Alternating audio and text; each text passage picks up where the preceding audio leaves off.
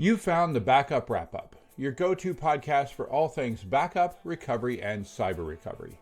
In this episode, we're talking about living off the land attacks.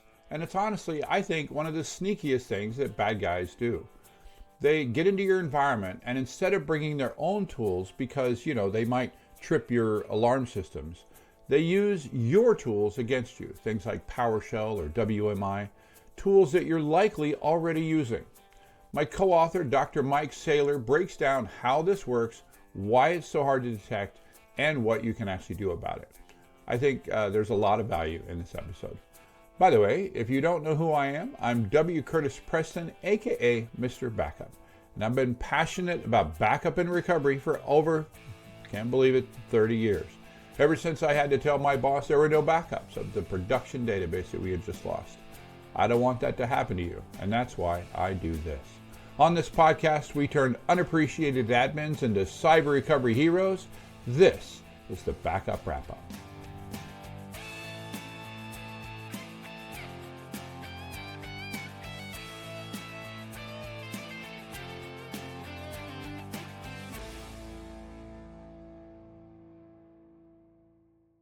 Welcome to the Backup Wrap-Up. I'm your host, W. Curtis Preston, aka Mr. Backup, and I have with me a guy who seems to laugh at my errors, Prasanna Malaiyandi. How's it going, Prasanna? I'm good, Curtis. Nothing like with friends like this, who needs enemies? Exactly. I make mistakes, and well, honestly, I like them too. It makes me laugh. It's just funny that how long has it been called the Backup Wrap-Up? At least 2 years now? I think about, probably 2 years. Yeah, and my brain wants to say Backup Central's Restore It All, which is the original name of the podcast. But anyway, I don't know. Well, welcome to our pity party, Mike. Dr. Mike Saylor. How's it going? It's going well, guys. Thanks for having me. My co-author on our lovely book, Learning Ransomware Response and Recovery, which, Mike, I understand you have something to show us. You don't have it hung yet, but there he is, the official framed copy of our book. Just hold it just like that for the next the entire time.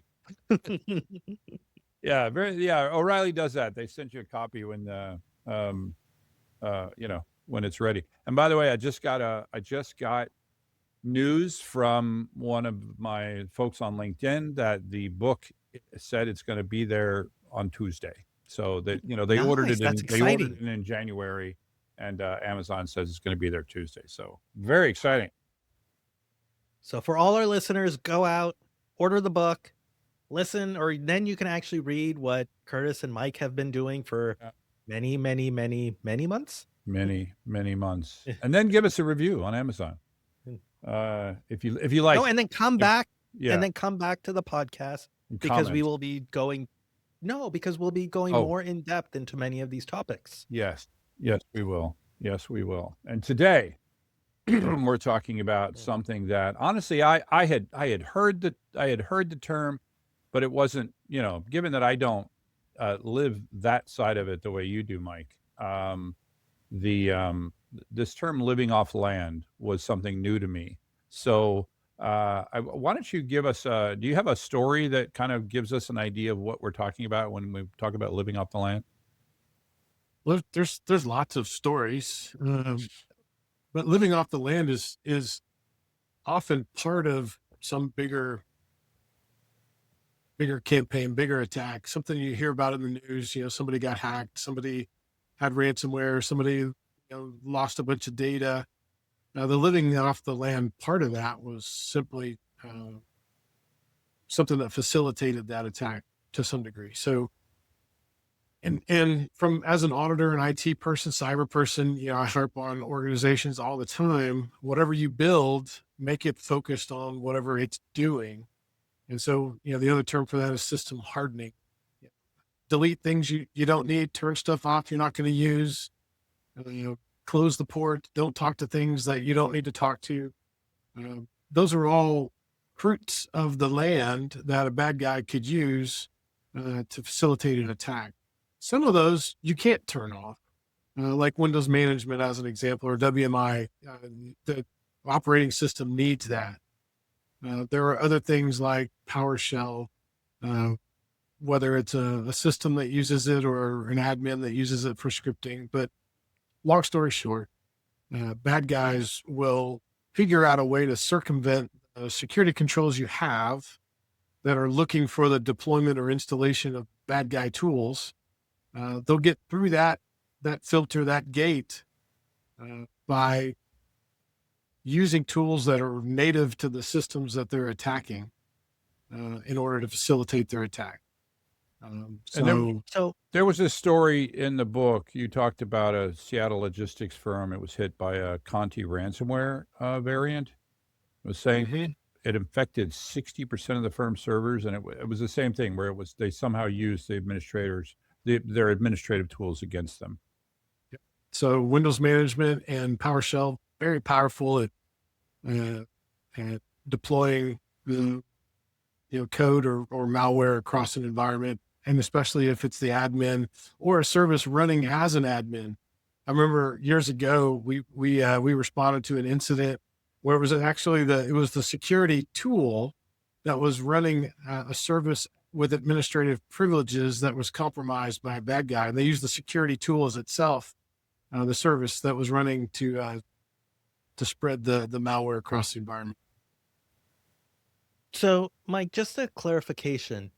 When you say living off the land, is it specifically just taking whatever tools are in an environment and using that in order to propagate your attack or to execute your attack?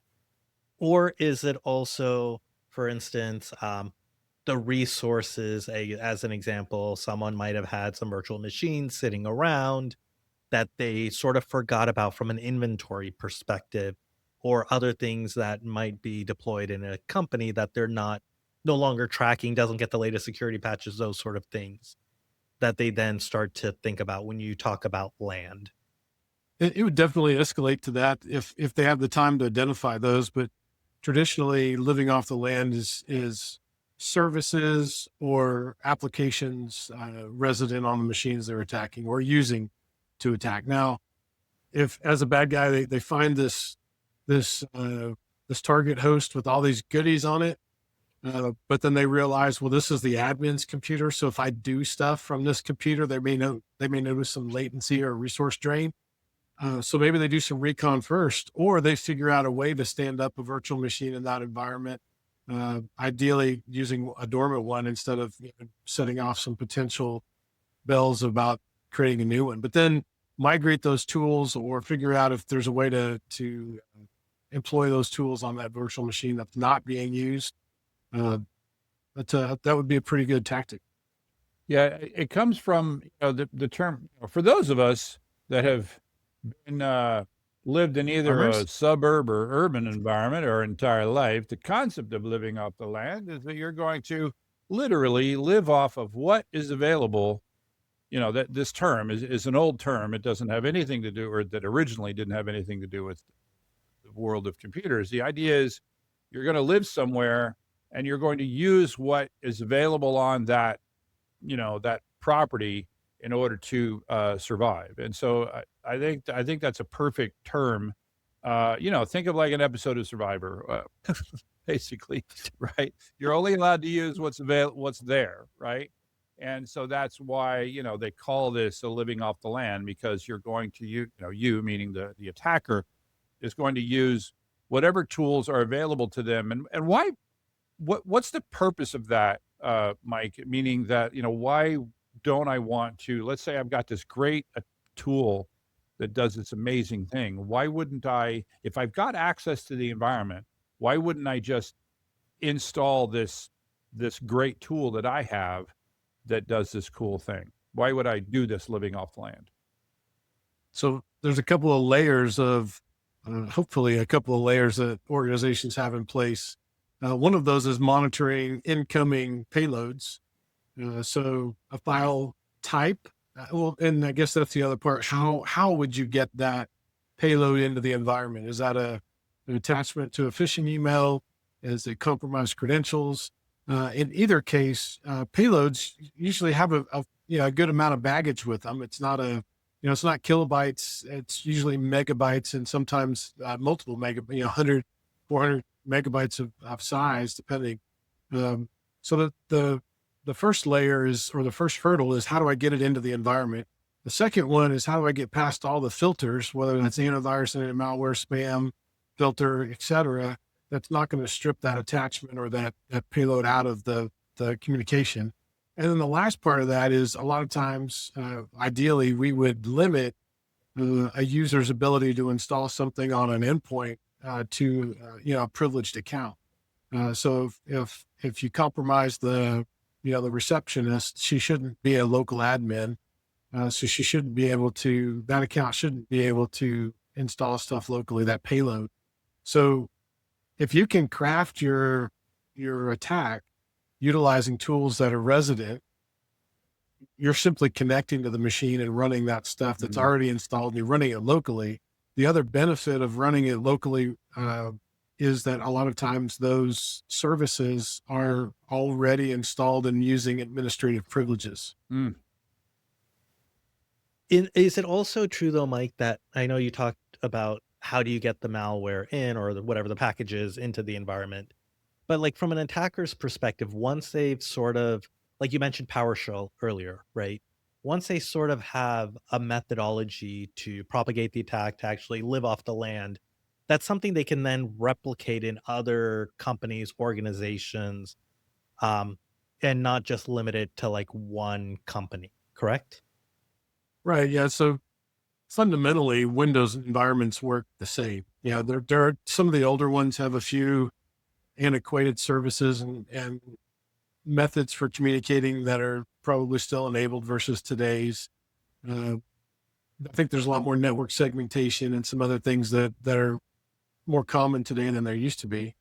But for sure, if you can build an attack strategy in a Windows environment, you should be able to replicate that to some degree, just about in any Windows network. When you were talking about the hurdles, would another hurdle be, even if you've got, you managed to download the file, you managed to get past the filters, would there be additional filters required to actually execute this tool? If you're talking Yes. about some, A lot of environments would require administrative privileges in order to execute. So as an example, a normal user might not be able to run registry editor, or even a command prompt, or even change their desktop, wallpaper. And so, after you install it, you've also got to figure out, what privileges do you need to run it. Now I remember what I forgot. You brought up a topic a couple of times, and it's outside of the scope of what I wanted to talk about today, but I thought we'd just talk about it a little about it. And that is this concept of not allowing regular users to have admin on their own machines. I know that is best practice. The question is it common practice? Which way? That they do have admin practice? That they do not have that. I know that it's best practice not to give Joe Schmo, that shouldn't have admin even on his local machine, even though that is, inconvenient to him. We often talk about that security is inconvenient, right? So even though that's inconvenient, it's also inconvenient to the IT people, because now anytime Joe Schmo needs a new tool, we have to be the one to go install it, which sounds amazing in terms of security, but it also sounds like a giant pain in the butt. How common is it that people actually do this? How common it is difficult, but I can tell you in regulated organizations, those that have to be compliant with something, there is a control check for making sure that local, users don't have, more privileges than they need. Well, then organizations get around that by justifying the need for a user to have admin privileges, and I see that even in mature and secure environments. An engineer has local admin because he needs to run some kind of CAD software with, the ability to manipulate memory and, graphics and all this other stuff, thinking, well, that's justified. Well, bad guys realize this too. So those are the users they're going to target. They're not going to target the receptionist, for the most part. So it depends. In smaller organizations where, the IT, support doesn't want to have to answer the call to help someone install, a widget, they would much rather just give them the ability to do that and not have to take so many phone calls. But in larger organizations, that leads to what we call shadow IT. The ability to download and do stuff and make changes and build things without IT being involved. Well, that lends itself to more issues down the road with patch management and conflict and vulnerabilities and other things that IT doesn't know about because they weren't involved with helping you do those things. And so, restricting access and privilege is necessary in a large user environment for a lot of reasons. Prasanna, But security is one of those. Prasanna, you remember the episode "The Wi-Fi is Down"? Yep. One of I our remember OG that. episodes, and that particular person said that they had, what was it, 450 SaaS applications? SaaS applications. Yeah. That just blew me away when they said that. So, Mike, this is all like amazing, just learning about living off the land attacks. How come it isn't talked about more often? Like, it seems that this would be very common for a lot of the attack vectors and what bad guys are doing. But like Curtis, like you mentioned at the start of this, right? It's something you had really heard about. So it's not the sexy part of the attack, right? So when you're telling a story, Wait, that's there's the a part where sexy people part of the start to- attack? Yeah, absolutely. Okay. That's the part of the story where people's eyes kind of gloss over because it gets pretty technical and it's not as exciting as, they broke in and then they made off with all the goods. All that stuff in the middle, people just kind of get blurry about because it's not the cause or the effect. It's the creamy filling. Although that excites me sometimes, but if I could make an analogy, there was recently this huge heist at the Louvre, right? Where the guys, and like, I'm drawing an analogy where like the living off the land was like the yellow vests, like they just pretended to be part of the crew. And so people they did, it wasn't the sexy part of the attack that they managed to just sort of look like they belonged there and just sort of get in and out in the middle of broad daylight and steal the crown jewels. there are so many ties to the kinetic world with cyber, all those analogies. And I've done social engineering and red teaming and breaking into buildings for years. And all of that stuff is very similar. As soon as I make it in a door into a building, the first thing I target is the break room and I get a cup of coffee because somebody that's walking around with coffee is less suspicious than someone that's wandering around aimlessly. And then, if you've got a clipboard or a name badge or a notepad or whatever, I can tell you, I started breaking into buildings upon request, not illicitly. We understand. Man, 2004. So 22 years. And never once has anybody stopped and asked me if I needed help or who are you here to see? Or who are you? Or nothing. Right. 22 years. People don't want to talk to me. That's fine. But that's helped me be successful at social engineering. By the way, I love it when you use fancy words like the kinetic world. I've never heard anyone call it the kinetic world before. You mean like the real world? The As real opposed world, to the where cyber things world? right, and you can touch stuff. Yeah. Okay. I've literally never heard the term kinetic. I know the term kinetic. Where does a matrix fall then? What's that? Where does a matrix fall then? That's the virtual. Well, so there's the kinetic matrix of things that supports the cyber, and I guess you could do analog and digital too, but Yeah. All right. I had The to call that out. Nebuchadnezzar is in the kinetic world. Yes. What's that? The Nebuchadnezzar, the ship in the Matrix. Right. It's in the kinetic world. Exactly.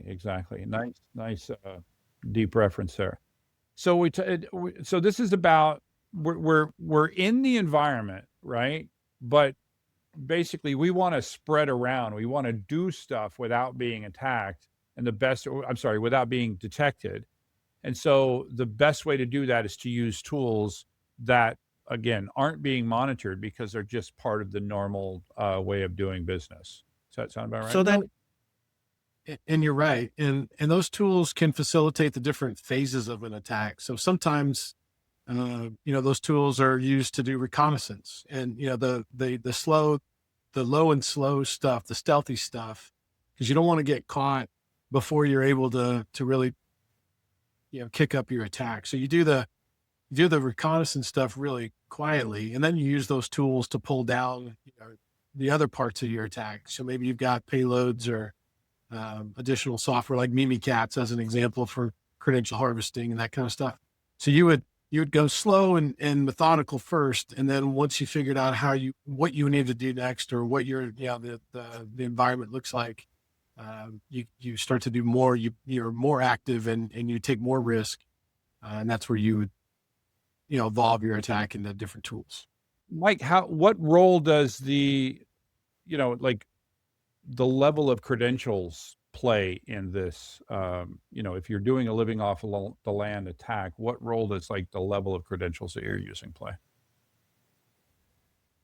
Man, what do I always say? It depends, right?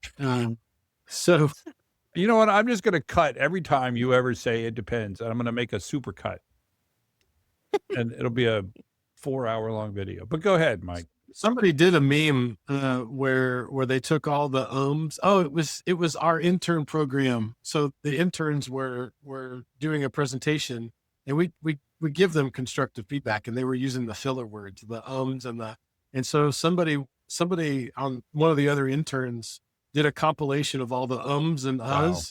And so it was just a consistent So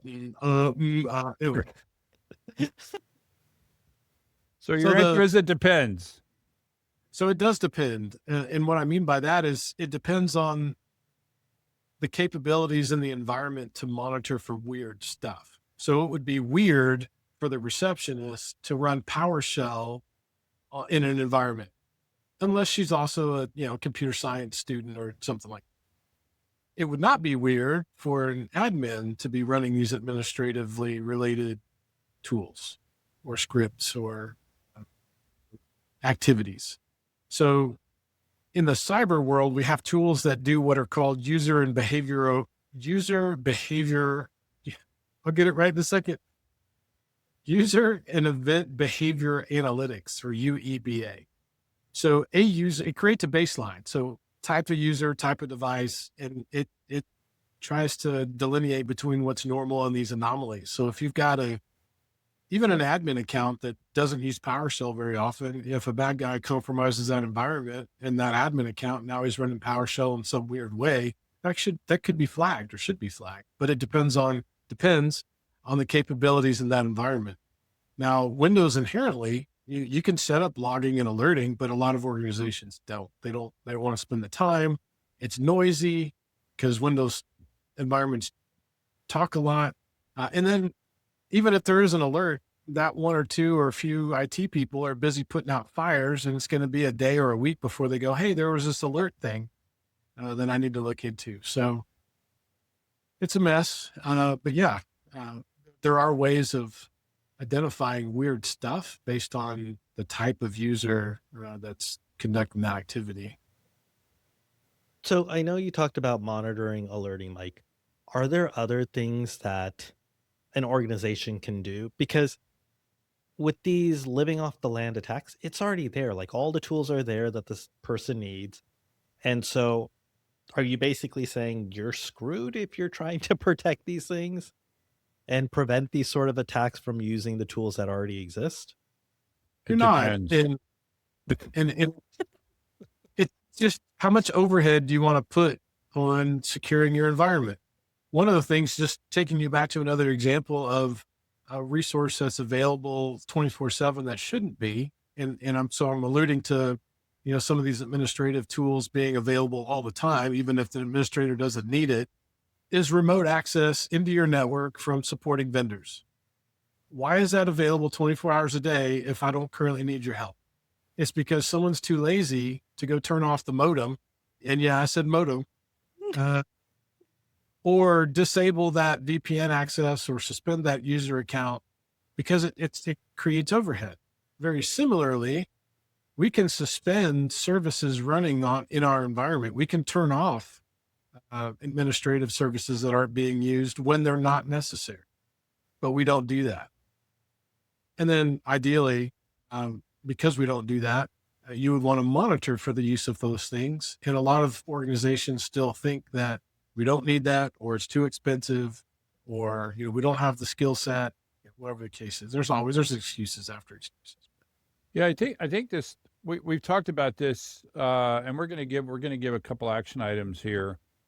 We've talked about, like, one of the things that comes up a lot is RDP, right? And that RDP is very, very useful, but RDP open all the time, and RDP, especially RDP accessible via the internet, right? Directly accessible via the internet is just, it's just sort of like asking for trouble, right? And so there are ways to turn it off and turn it on when you need it. And there's also, and again, you alluded to there's a budget aspect of this, right? So there are remote access tools that are much more secure than RDP that you could enact.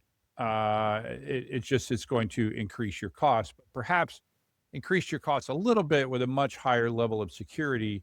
I think it's a matter of, like, finding that sweet spot, right? Where's some things I think we can do where there's a little bit of hassle. And I'll give another perfect example of something that you suggested back on a previous podcast that I enacted in my personal life. And that was using, the idea was that don't have, when you go into your bank, like, don't have a bunch of other tabs open and all that kind of stuff. And the way I decided to implement that was, if I do anything that's that level of security, I do it in a different browser, right? Meaning a different brand of browser, right?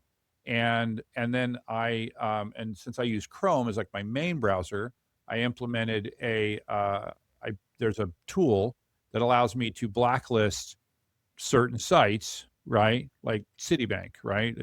I can say, if I ever, because I don't know if you know this, Mike, I forget stuff.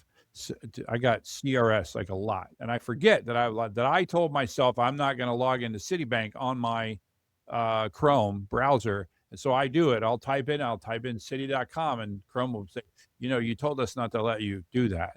And I'm like, oh yeah. And then I go over to Firefox. Minor level of inconvenience for a significant change in security. And I think it's a matter of finding those things for these living off the land attacks. Does that sound about right? It does. And if I could continue your bank analogy a little further, so your browser would be the living off the land part, especially if you save your password. Yeah. So that guy just has to compromise your machine and identify the browsers you use, and then trial and error. Chrome doesn't work. Oh, Firefox does work. Oh, and you saved your password. So now I'm in your bank because I've used the resources available to me on your machine. Well, then the evolution of that activity would generate, some kind of log or event triggers in the bank, right? So somebody logged in at 2 a.m. from a different IP address than, your recent IP addresses. There should be an email or a text message potentially related to that. Well, then if they buy stuff or change stuff, you should hopefully have alerting or events related to that. And if there's any transactions over a certain threshold, you should have alerting related to those things. Right. So those are the things that, and just going back to the living off the land part, bad guys are going to do reconnaissance first and be quiet. But then when they're ready to execute their plan, they're not necessarily as concerned with how loud they're going to be, because it's going to happen very quickly. Nice. So go ahead, Prasanna. So, Mike, I know you said that people will act fast. How far or how much time is taken usually in that first step of kind of scoping things out using living off the land versus, okay, now I'm actually going to execute and sort of run with it. And like you said, they don't care how loud it is. They're going to make a bunch of noise, break a bunch of things, but they're trying to go as quickly as possible before they're detected. If I could write "it depends" backwards so that it would show up the right way, I would. But it depends. But like, is it like 90% of the time is typically spent in the first phase and less time is spent in the second? Is that a fair assumption? Yeah, there are some good statistics around that. But yeah, as an example, an attack that could last 4 hours had probably 30 to 90 days worth of reconnaissance ahead of it. Hmm. So yeah, that's interesting. All right, well, let's talk about, PowerShell has come up a lot. What can we do with PowerShell? And, is there anything that's like the easy idea that I talked about earlier? Is there a way to easily disable and re-enable PowerShell when we need it? So of all the environments that I've worked with or in, very few of them use PowerShell very much. There's usually that one admin, that one person that knows how to use it and that uses it because they get it and man, it makes life easy. Everybody else doesn't need it. And in a lot of cases, PowerShell is not necessarily required or needed across an entire environment. Mm-hmm. You might just need it between your admin machine and Office 365 or or your server cluster. Take it off of everything else. And that goes back to hardening. So how do I harden my network? Well, you first got to understand your network, right? Know yourself. What am I responsible for? How do all these things work? What is their primary role? Hopefully you've got one machine for one role. We would call that a bastion host, like your web server is just your web server. Mm-hmm. It's not also your financial server or your backup server. And then for those roles and the purpose of that machine, assess what's needed, what's necessary to support it. Like you don't need Bluetooth active on a production server. It doesn't need to be a web server unless it's a web server. You don't need, it doesn't need print server services running. So those are just examples of the services running. Well, now let's look at all the overhead from a file and help, software perspective. Your server doesn't need Microsoft Solitaire and games. It doesn't need doesn't need all the help files. It doesn't need templates and all of the pre-installed, garbage that the vendor, whether it's Dell or whoever, there's so much that can be done to make a machine run more effectively and securely if you can really understand what it's going to do and then take everything else off. Turn it off. But Mike, that takes work. It takes work. So again, it depends. So if I've got all these machines and I spend the time to develop what I would call a golden image, right? So I take one machine and I say, this is exactly how I want this done. We'll create an image of that and apply it on the other, however many. And then for each one of those golden images, I can add back on top of that base golden image, the things that are particular to that server. So your golden image is like in this case, PowerShell is disabled everywhere, but then for that one person who needs PowerShell, you can turn it on. Correct. And that's great too, because if you have an issue with that machine, just reapply the image. Start from scratch without having to figure out what broke and how to fix it. Is there a way for us to figure out the tools, if we're trying to secure things for, against a living off the land attack? Is there a way to figure out the tools like PowerShell that are in use in our environment by the use of by looking at like the ports that they're using, for example? There are, and there's free tools. One's called Nmap, another one's called Wireshark. So those are network protocol analyzers. And so you can run that across your environment. It'll tell you by IP address, here's the ports that are open. And based on the the default service for a given port, it'll give you a description of what it thinks might be running on that port.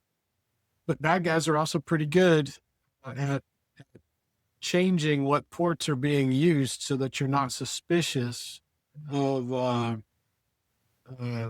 network activity. Like we had an incident call on Friday where a school district said, I think I'm getting hacked. I just shut my network down. All right, well, let's look into that. Well, it was expired certificates for a website. And then on the back end, the logs showed that data was going out. ICMP data was going out to this AWS IP address. Well, ICMP by itself, not a bad thing, but to an IP address that maybe doesn't have a good reputation, that could be a bad guy just sending, like intentionally changing what port they're sending data out so that it looks like ICMP, but maybe it's just low throttle, throttled down data exfiltration. It turned out to be a false positive. It was actually their web filter for the school district. But we helped them learn something new that day. But bad guys do that. Our engineers will exfil credentials over the DNS port because you can't block DNS and hardly anybody's monitoring that port. Right. So if you just do it slow and methodically, then you could exfil quite a bit of data over a period of time. Yeah, I think we talked about that when we had what's his name, Dwayne Prasanna, the red teamer. Yeah, when we had the red teamer on there, he talked a lot about the use of DNS. You gave me a memory back when my daughter was young, and I was a little concerned about some of the traffic that I was seeing coming into the computer she was using. And I went and I bought a Sonic Wall firewall, right, that had content filtering. And she came in the front. It was literally there was a Sonic Wall box sitting on the couch. She walked in, she goes, Sonic Wall, what's that doing here? I said, well, yeah, it's for this. She's like, they use that at the school. It won't let you do anything. And I'm like, yes. I was like, I bought the right one. Anyway, so something you talked about with this idea of that it was going to a place that isn't quite trusted. That brings up another concept of this idea of either application whitelisting or IP address whitelisting in terms of, is that another way that we can, and it's another tool where it's, when you start, it's probably going to be a giant pain, right? If you say no applications are allowed to be used except for those that have been blessed by IT, it's going to really suck for a while. But is that, again, this goes back to the turning off admin. Is this a common practice as well? It is. And if you put the work in up front, it's going to be a little less headache. What I mean by that is if you want to implement, kind of whitelisting, blacklisting policies, start with getting to know everybody. Like go sit with the engineers, go sit with the accounting and executives and find out what they're using, or do some of your own homework. There's logs out there, but go talk to them about what you want to do and the purpose. Like we're doing this to make things safer, but it also helps us reduce risk and problems with computers and, all that good stuff. So help me understand what you need to do your job. And then I'm going to use that to develop a plan to make us all safe and better running and environment and computers with fewer problems. So you really have to do that research up front where you're looking at the things that are being used. And again, you can use a network monitoring tool to do that. These are the things that are happening. What's that? I've got another example of that. And how you do this, and by this, I mean this exercise of understanding what your business needs or what your employees need to do their job. A lot of times nobody spends time on an exercise like that until there's smoke or fire, right? And then we're like, well, what caused it? Why did this happen? How did you let this get this bad? That kind of thing. And really, if you really understand security, and whether that's physical security or cyber, it's got to start with understanding what you're protecting and how this whole place works.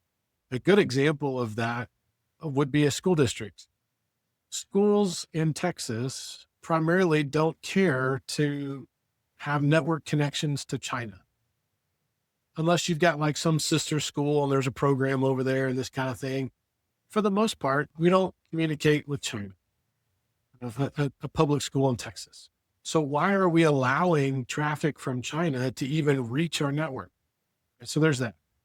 All right. Well, then a bigger, kind of more interesting story is I had a friend that worked for Match.com as their IT security person, and they didn't do any geo IP blocking at the firewall, and they were getting hit millions of times a day from overseas.